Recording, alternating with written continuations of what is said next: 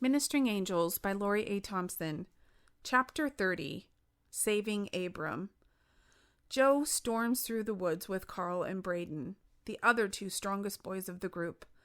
The once groomed hunting trails are now laden with broken tree limbs. The rains have come with no pause for preparation.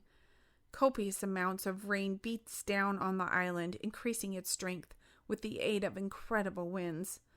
Joe's anger is fueled by each mud-encumbered step. The animal boys and Nathan arrive at the two trees that guard where the big boy made his home. Water accumulated at the top of the sloping path is running down towards the entrance of the cave. The boys begin to yell down the entrance. "Hey!" Nathan yells. "Ka-ka-ka!" Mark calls out a rallying cry that is familiar to all the boys on the island. He's eager to get the boys' attention. Out of habit, he belts out the call. Cain watches on as Nathan and Mark yell over and over, but the thunderous sounds of the great storm. Cain doesn't expect success. He wonders if there's another entrance. The ground is giving way from under his feet as the entrance is being slowly destroyed. Cain steps back to regain his footing. He holds his arm out to guide the other boys back with him. Cain yells out and motions to have the boys follow him. "Let's go around!" Joe and his boys show up at the large boys' den. There is no sign of Nathan or the animal boys. Joe doesn't waste any time with the crumbling death trap. He knows only prey enter here. The boys walk around and spread out over the top of the den. "Nathan!" yells Braden, but nature's blustering deafens any sound of their calls. Carl waves to Braden and whistles sharply to Joe for help. He's trying to move a large fallen tree branch. The boys each grab an end and throw it in the air out of the way into the brush. They've uncovered an opening, masked from direct view by massive protruding rocks. Anchored to one of the stones is a rope ladder that leads down into the den. Carl shimmies down the ladder. The animal boys immediately come into view. "Boys!" Carl exclaims. "Where's Nathan?" Carl steps off the ladder and into a cave filled with water up to his knees. Joe has already started down the ladder when Cain replies, "Nathan went to get some tree vines." Joe steps into the water, followed by Braden, who is soon by his side. Joe and the boys wade through the water to help the others, who are standing by the cave door, which is built with tree limbs bound together vertically and horizontally. The door is held shut by mud and water that has infiltrated the entrances. The big boy stands on the opposite side of the cage. His feet are embedded and immobile in the mud below. He's holding on to the cave door to brace himself from falling as the force of the water continues to rush in, pushing on his calves. Cain sees a rope drop down next to the ladder and yells, "Nathan!" Nathan's head pops in upside down into the cave. "Hey!" Nathan hollers. When he sees who has joined their group, his big smile is replaced with a look of surprise. He turns himself around and begins explaining his plan. "I got this attached to a tree up there. Now let's tie this in." Nathan stops to lift the rope out of the water and hands it over to Carl. "To the door," Nathan continues. The water is up over Nathan's waist, making it difficult for him to keep his footing. His legs slip out from underneath him, and he falls into the water. Joe is instantly frustrated and states, "Nathan, get out of here." Nathan scrambles to his feet again and continues to move forward. He holds the cave door with one hand and the rope with the other. "I'll stay down here and tie this. You guys go get more leverage up there with the tree." Nathan nods up the cave entrance. "Let's go," Joe commands. The cave is quickly emptied, leaving the big boy and Nathan alone in the cave. "We'll get you out of here, boy," Nathan says to the big boy. "What's your name?" Nathan asks. "Abram," answers the big boy. "We'll get you out of here," Nathan repeats as he tries to reassure him. Nathan stares at Abram. The large boy towers over him. He's holding tightly to the cave door. Nathan imagines if he were that big, he would use his strength to rip that cave door down with his bare hands. Just then, the rope pulls tight and the branches of the cave door bow from the tension. Carl pokes his head in and yells, "Is it gonna give?" "No!" Nathan yells back. Carl goes back to the boys, who are tending to the tree used to create the leverage. The boys created tension by attaching the rope to a nearby tree, and then they pulled it taut, causing the tree to bow, generating resistance. The boys expect the door to snap, freeing the big boy. The gusts of wind are making it difficult for the boys to isolate the largest branch located in the center of the tree. The other branches act like live weapons, fighting against their efforts. "We need more pull!" Carl hollers to the others as he grapples with the tree's ruthless, whipping extensions.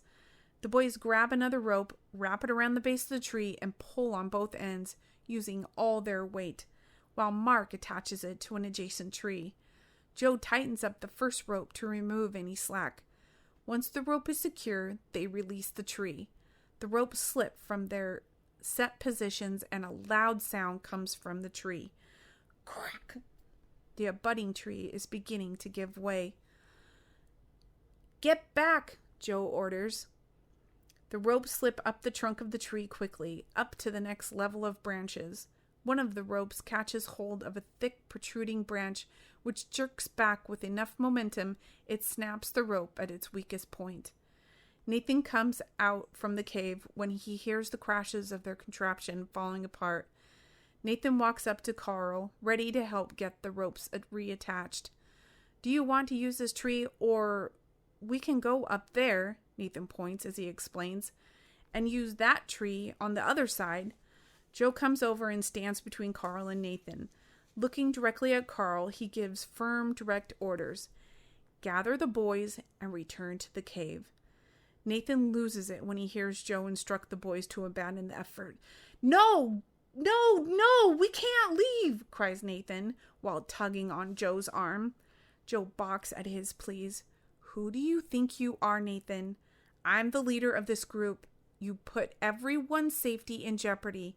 Now you're going back with the group of boys, and I don't want to hear another thing about it." Joe bends over and shouts directly into Nathan's face. Reluctantly, all the boys follow Carl back to the cave. The boys are at the cave. Nathan has settled into a good pout.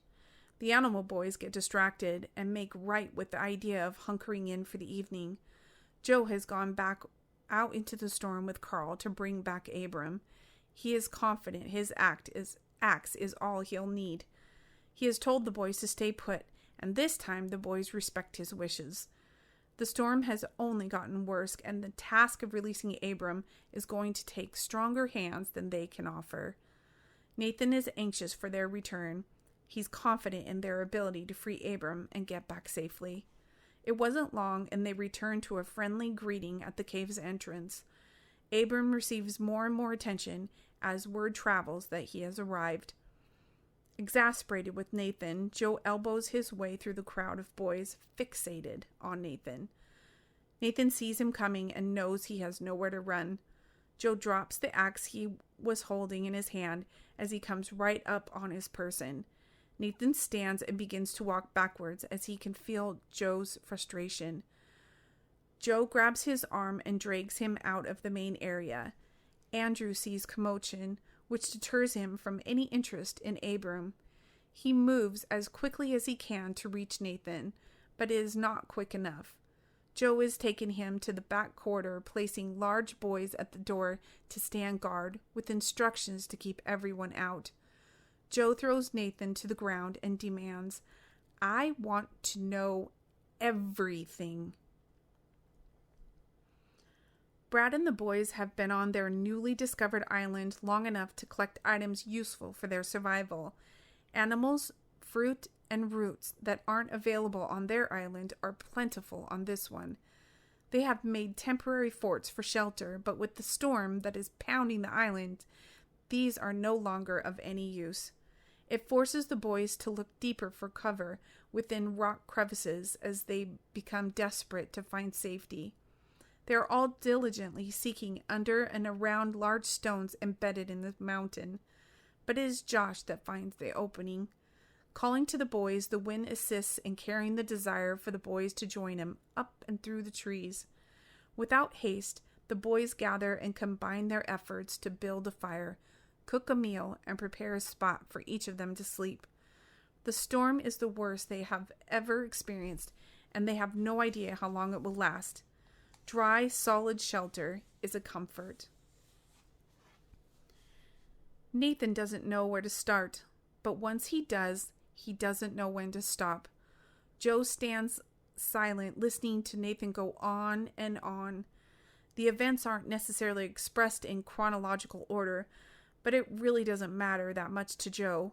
Joe loses his focus when Nathan shares his dream about following a light through the trees.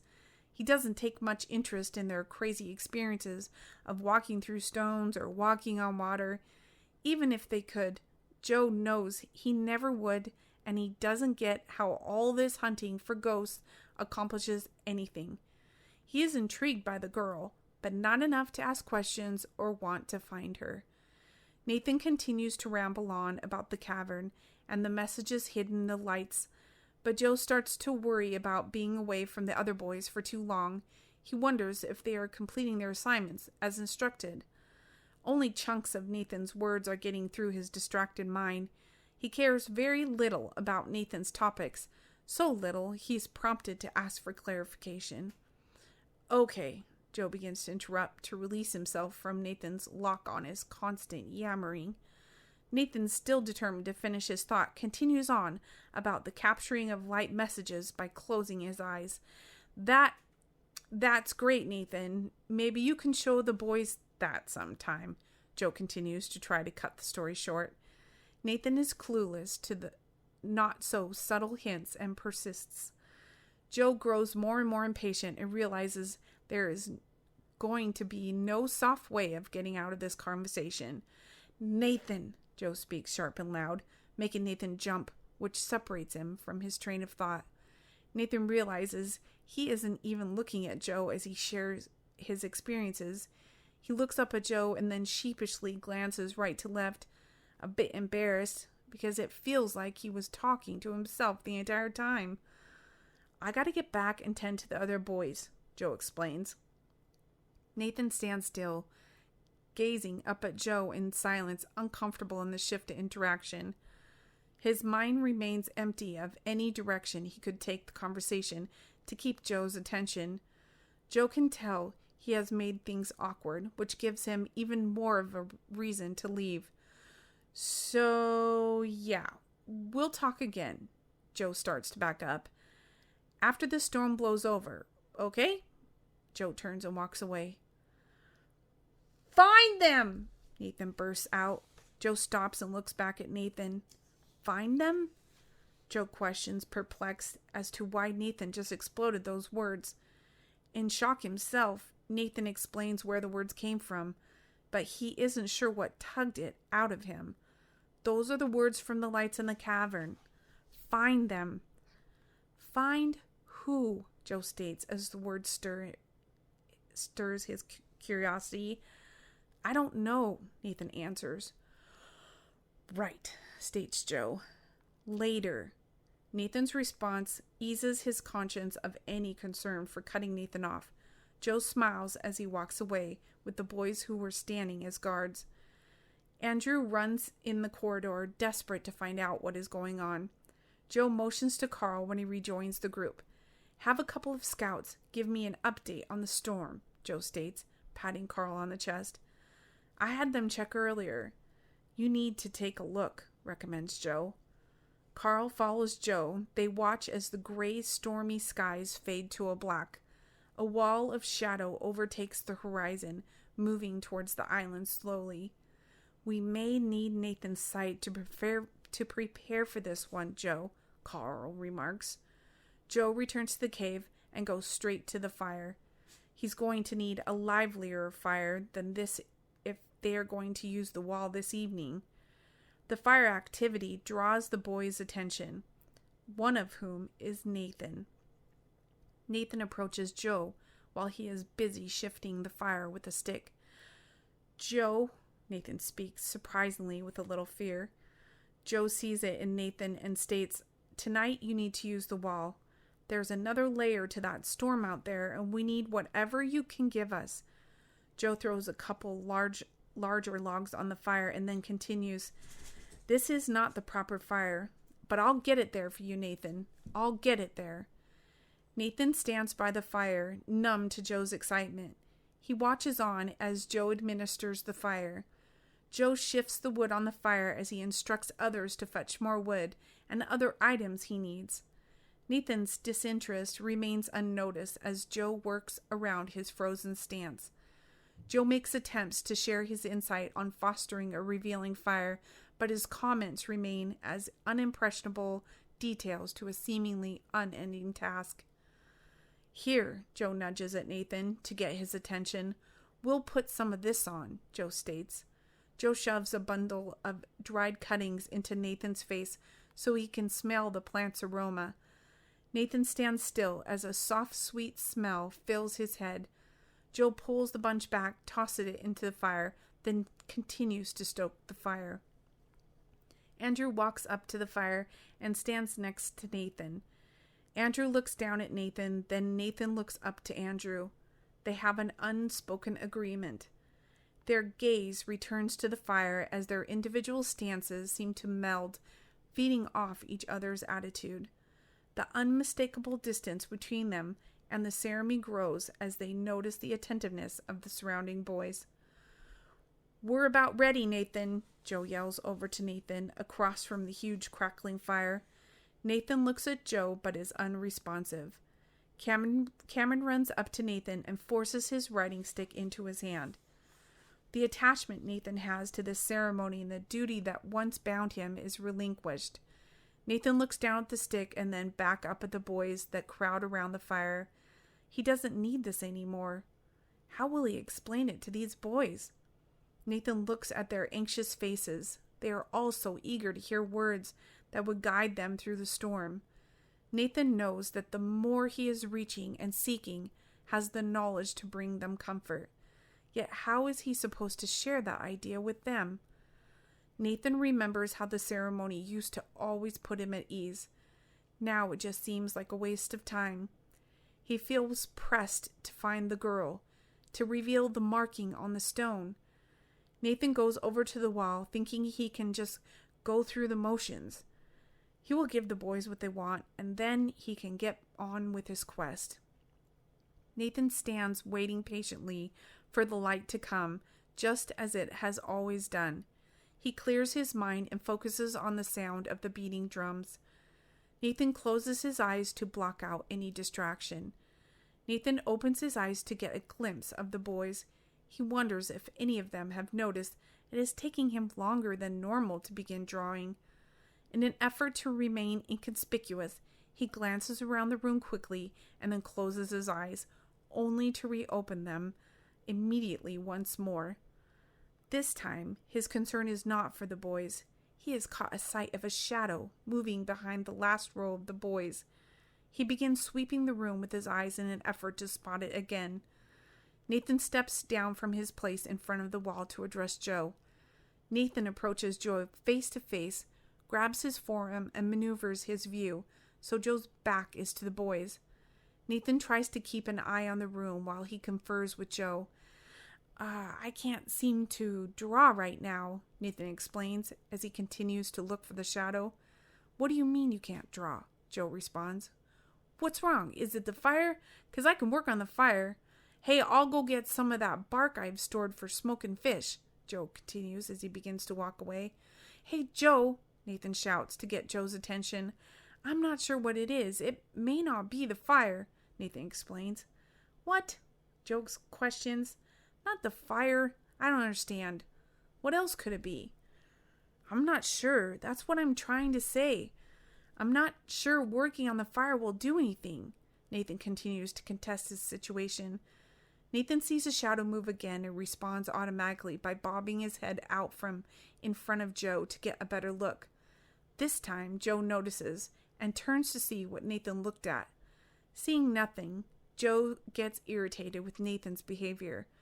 "I'm going to go get that bark, Nathan. I'll work on the fire and you figure out what you need to do. We're counting on you, Nathan." Joe says with a stern tone, then leaves to go get the bark while shaking his head in disgust. End of chapter 30.